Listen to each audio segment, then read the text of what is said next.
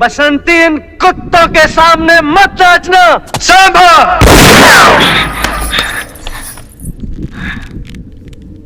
एक पल और नखरा किया ना तो तेरे यार की खोपड़िया उड़ जाएगी।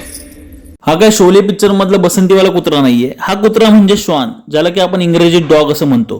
कुत्रा माणसाचा सगळ्यात विश्वासू मित्र मानला जातो. भारतातील लोक त्याला खायला देतात, त्याच्यावरती जीवापाड प्रेम करतात. पण हेच प्रेम कधी कधी जीवघेणं ठरू शकतं. दरवर्षी भारतात 90 लाखाहून अधिक कुत्रे चावण्याचे प्रकार घडतात. म्हणजे दररोज हजारो लोक कुत्र्यामार्फत चावले जातात. कुत्रा चावल्यावरती पसरणारा रेबीज हा एक जीवघेणा आजार आहे, ज्यामुळे भारतात दरवर्षी सुमारे 5,700 लोकांचा मृत्यू होतो.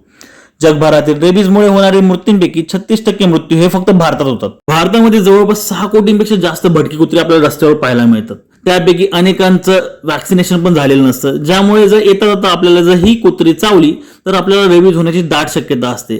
त्यातल्या त्यात लहान मुले आणि ज्येष्ठ नागरिक सगळ्यात जास्त धोक्यात असतात.